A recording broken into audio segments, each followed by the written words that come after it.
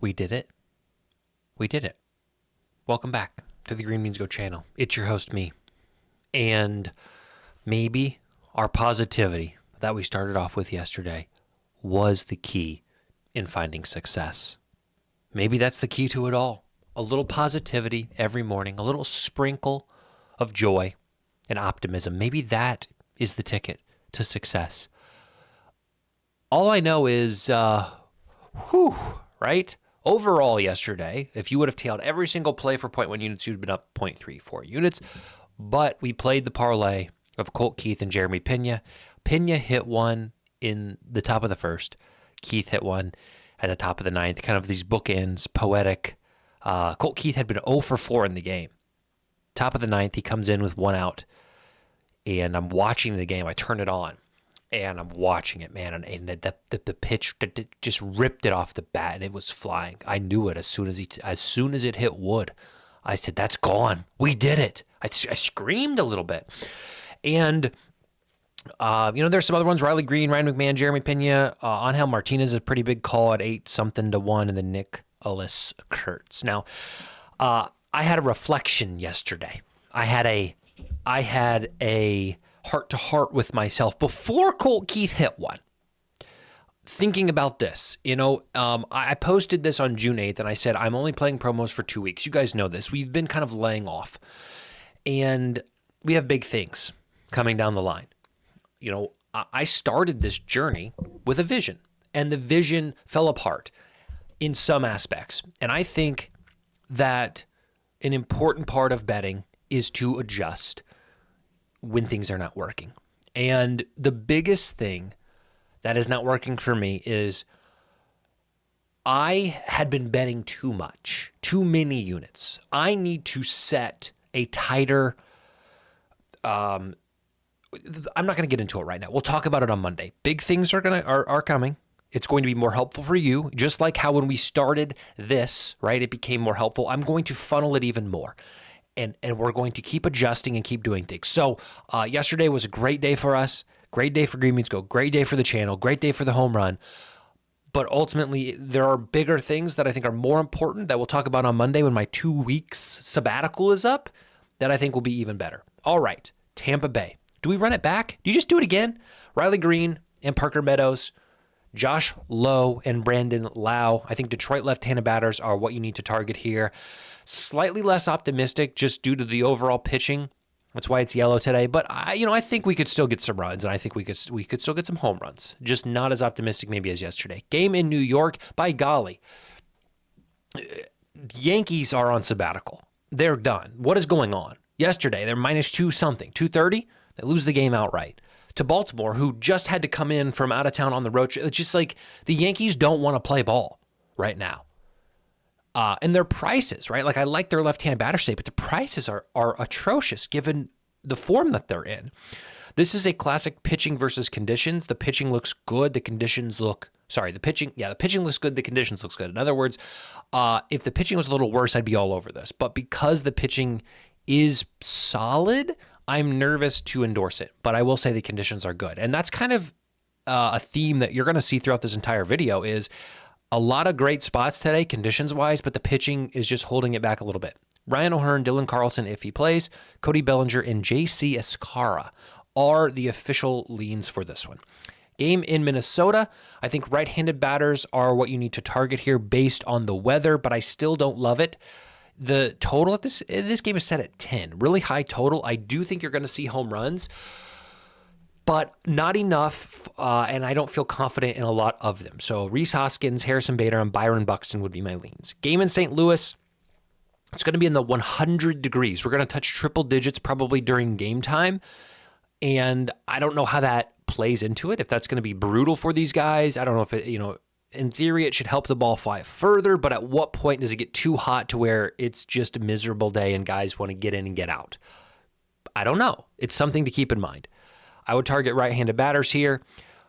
Christian Encarnacion Strand on Novig, 459. Spencer Steer, 750. And Jordan Walker at 625. Game in Chicago is a Holy Wrigley game. Holy Wrigley game.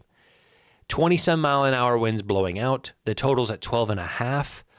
And the pitching isn't atrocious. Like it could be decent, but with the conditions, obviously anything can go over the fence.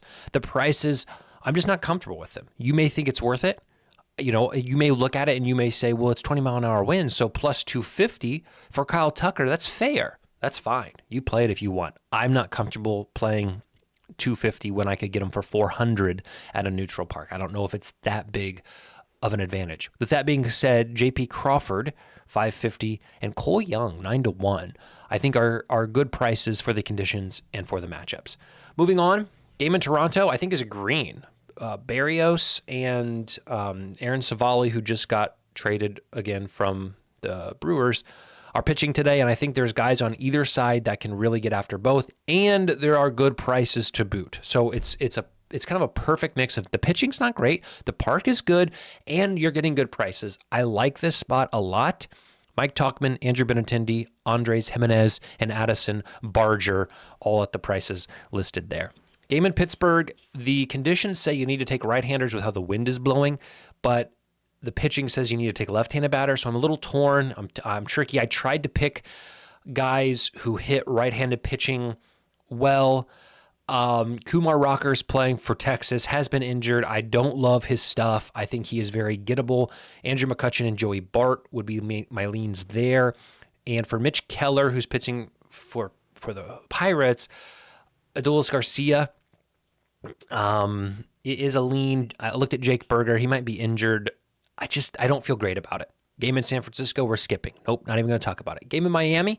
In an odd way, I think Miami has some value here with Yuri Perez pitching versus Grant Holmes. If you'll remember, Grant Holmes pitched his last outing he had hit against the Rockies. He had 15 strikeouts, and he lost the game. Gave up, 6 runs, 7 runs. I can't remember how many. 15 strikeouts, and that doesn't happen. Bizarre. He gets hit pretty hard, and I think the prices on Sanchez and Norby are solid. As for the other side, I don't really love Atlanta bats today, but I do think maybe Matt Olson and Ozzie Albies has some value if you're going to be forced to play anyone. Game in San Diego makes me a little bit nervous. I can't figure out this park. For a long time, I thought it was fairly hitter-friendly, and I'm moving away from that. Xander Bogaerts has been seeing the ball well. I would call him in rhythm, has hit one recently, and at 780 with the conditions and with the pitching, I like that. Fernando Tatis at 400 is good on ESPN, and then Vinny Pasquantino, 520, is a lean on the other side. Last 5 games of the night, we got the game in Philadelphia. The prices for the Mets are not it. I'm confused. Mick Abel has shown that he is able. 3 home runs in one game against the Cubs. Outside of that, not allowed a home run. Been solid going innings. I don't see what these books are seeing from the perspective of the Mets. Maybe that means there is inherent value on Philly's money line. Maybe that means there's inherent value on Mick Abel's props. I'm not going to go there necessarily, but I don't think the implied probability of New York batters are legitimate for what they're about to face today in Mick Abel. Just my analysis. Not saying it's right, just how I'm looking at it. You guys are tired of Brandon Marsh and Bryson Stott. I get it, but they're the only guys that I see with value on the Phillies today in this matchup. Game in Colorado, again, we got Coors Field, which is home run friendly. We saw quite a few last night. Even for Coors, I think Arizona's prices are criminal. Couldn't find anybody that I liked. Couldn't find a guy that I thought, oh yeah, I'll take this guy at plus 210. No, not doing it. I'm not going to force anything. If I don't like it, I don't have to play it. You go right ahead if you like it. Ryan McMahon, Mickey Moniak would be my leans for Colorado. Game in LA is tricky. I'm not a fan overall. Good conditions for hitting, but the pitching is, we got Soriano. I talked about him last time he was out against the Yankees. I said he's been sharp. And then you got the left-handed, newly promoted, I can't remember his name. BGB. He's pitching for Houston today, and I've faded him in the past, and he's proven me wrong. Brandon Walter, I think is his name. I don't want to look it up, but the bottom line is, he's a guy that I haven't figured out. Obviously, can't even remember his name. So I'm staying away. I don't love this game in many options, many facets. But if there's anybody who matches up well against him, it's Trout and Joe Adell. Game in Oakland, I think not only is green because of conditions, I think it's green because of prices. Cleveland left-handed batters might be the best value on the slate today. Ramirez, Kwan, Santana, Manzardo, Nolan Jones, maybe Bo Naylor. I don't know if he's hurt or not. Go look. I think you'll be shocked at the prices you see for this park. And I know Mitch Spence has been, he's not typically a starter, or he's had some success in his starts. I feel like you're getting value on left-handers. So just take that for what you will. Stephen Kwan, 13-1. Jose Ramirez, 460. Other side of the ball, I'd go with lefties, Soderstrom and Butler. If you want to do Nicholas Kurtz, golly, he's hot right now. So if you want to ride that momentum, go for it. Last game of the night in LA. Best of luck, guys. I can't figure this one out. Can't figure these teams out. Washington actually played well last night. Scored 5 runs. Hit some home runs. Bizarre, right? It just and the right-handers were doing it. Maybe they need to put more of these right-handers into their lineup, and with Rosario and I forget some of these other guys that hit, Riley Adams maybe. They might need to go to those guys more often, because these lefties are feast or famine, and lately it's been a lot of famine. Josh Bell at 650, Nathaniel Lowe at 750, Tommy Edmond 720, Michael Conforto 460 would be my leans. Let's talk official plays. Remember, we are doing promos for 2 more days, and then we're going to change some things up, and it's going to be good. I promise. We have some very volatile promos today. These are very unlikely to hit. Hear me loud and clear. They're also very annoying to tail. I understand watching this video and then having to go through and tail this is tedious. I'm not asking you to do that. I'm just telling you what I'm going to play. Both books, DraftKings and FanDuel, have a stepped-up parlay. The more legs you add, the better the boost. It's volatile. It's 0.1 units. It's for fun. It's for entertainment. I can stomach this loss to win big and have a little fun doing it. We've already hit a hits parlay once this year, and last Saturday, I believe we went 8 of 10. So, we're seeing it. We're seeing the ball. All it takes is one big swing. Okay, we'll start with the play for DraftKings. I like the over in Tampa Bay, Detroit. I like the under in Chicago. I think the pitchers, I think there's a psychology aspect where pitchers are aware of the conditions. They know if they hang one over the plate, they know it's getting shelled. And I think the pitchers are more conservative with what they throw, and they're more cautious, knowing that they are battling the conditions. So that could mean more base runners, less home runs, more base runners, and thus the over. But 12.5 is crazy. I'm taking the under. Pirates, I think they have an advantage over Kumar Rocker. I think they could put up some runs early and rely on their bullpen and come out ahead in this one. Giants, they got beat last night. Not again. They're not getting beat again. Devers is going to get out there. He's going to get after it, and they're going to show up. They also have a sizable pitching advantage. Angels, I'm going to take a risk that the righties in the Angels lineups can get after the lefty for the Astros, and this is probably the one I'm least confident in. Guardians, I think, work with their left-handed batters and get after Mitch Spitz, and then I think you see, I really like this plus 100 on over 7.5 in a game where, yes, Dylan Cease is starting, but I think the Padres could score 7 alone against Noah Cameron. So I realize this isn't showing what it's paying out, but regardless, you see it, it's boosted by 40%. For our hits parlay, all these guys just got to get on base through a hit. Riley Green, Rhys Hoskins, Wilson Contreras, Cole Young, Andrew Benintendi, Andrew McCutcheon, Jesus Sanchez, Bryson Stott, Vinny Pasquantino, and Mickey Moniak. As you see, it's a lot of guys that I like to home run. I like their matchup. So if they don't hit a home run, but they all get a hit, we'll be positive on the year. And that would be a fantastic thing to do as we start our sort of new outlook, our second half of the year. We'll talk Monday. All right. Take care.